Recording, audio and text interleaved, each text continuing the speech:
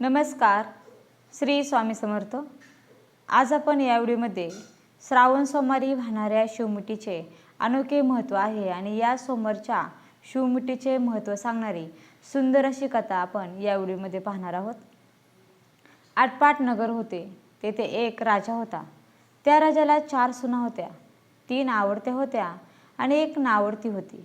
आवडत्या सुनांना तो चांगल्या चांगल्या वस्तू आणून देत असे आणि नावडतीला जेवायला उष्ट, खरकट, नेसाला जाडे भरडे, राहावयास गुरांचं घर आणि गुराख्याचं काम देत असत. पुढे श्रावण मास आला आणि पहिला सोमवार आला. त्या दिवशी त्या नावडतीची नागकन्येशी आणि देवकन्येशी भेट झाली. ते कुठे जात आहेत अशी विचारणा केल्यावर कळालं, महादेवाच्या देवळात शिवमुठ व्हायला जात आहेत. नावडतीने विचारलं, त्याने काय होतं? भक्ती होते आणि इच्छित कार्य सिद्धीत जातं. मुलं बाळं होतात. नावडती माणसं आवडती होतात. वडीलधाऱ्यांचा आशीर्वाद मिळतो. आणि यानंतर नागकन्या आणि देवकन्येने नावडतीला विचारलं, तू कोणाची कोण? नावडतीने सांगितले, राजाची सून. मी देखील तुमच्यासोबत येते. नावडती त्यांच्यासोबत देवळात गेली. नागकन्या आणि देवकन्या वसा वसू लागल्या. नावडतीने विचारलं, काय बोलताय? तेव्हा त्यांनी सांगितलं, शिवमुठीचा वसा वसतो आहोत. या वसाला नेमकं काय करावं? मूठ चिमूट तांदूळ घ्यावे, शिवराई सुपारी घ्यावी, गंध फुलं घ्यावी, 2 बेलाची पाने घ्यावी, मनोभावे पूजा करावी, हाती तांदूळ घ्यावे आणि म्हणावे, शिवा शिवा महादेवा, माझी शिवमूठ ईश्वरा, सासू सासऱ्या, दिरा भावा, नणंद जावा, भरतरा नावडते आहे ते आवडती कर रे देवा, असे म्हणून तांदूळ व्हावेत. संध्याकाळपर्यंत उपवास नाही तर निभावला तर दूध प्यावं. संध्याकाळी आंघोळ करावी, देवाला बेल व्हावा आणि मुकट्याने जेवण करावं. हा वसा 5 वर्ष करावा. पहिल्या सोमवारी तांदूळ, दुसऱ्या तीळ, तिसऱ्यास मूग, चौथ्यास जव आणि 5व्यास सातू शिवमुठी करता घ्यावे. पहिल्या सोमवारी सगळं साहित्य नागकन्या आणि देवकन्येने दिलं आणि दुसऱ्या सोमवारी नावडतीस घरून आणायला सांगितलं. त्या दिवशी तिने मनोभावे पूजा केली. संपूर्ण दिवस उपवास केला. जावानंदांनी उष्टमाष्ट पानं दिलं ते तिनं गाईला घातलं. शंकराची आराधना केली आणि दूध पिऊन निजून राहिले. पुढे दुसरा सोमवार आला. नावडतीने घरातून सर्व सामान घेतला.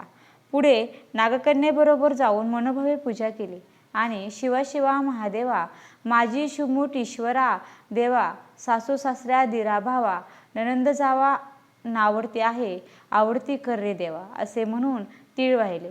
संपूर्ण दिवस उपवास केला. शंकराला बेल वाहिलं. दूध पिऊन निजून राहिले.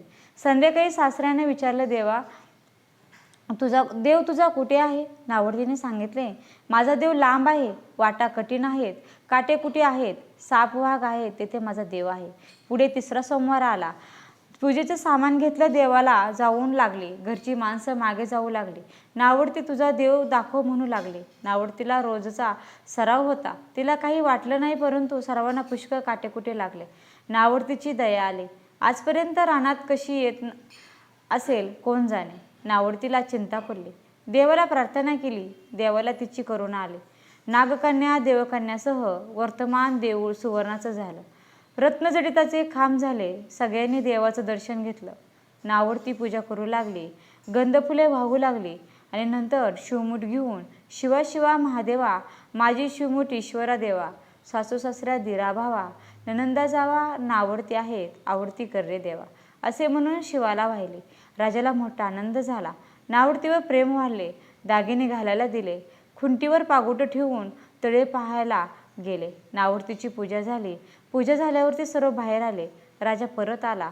माझं पागोटं देवळी राहिलं, घेऊन येतो म्हणून म्हणाला. देवाजवळ आला. देऊळ अदृश्य झालेलं होतं. तेथे एक लहान देऊळ होतं आणि एक पिंड होती.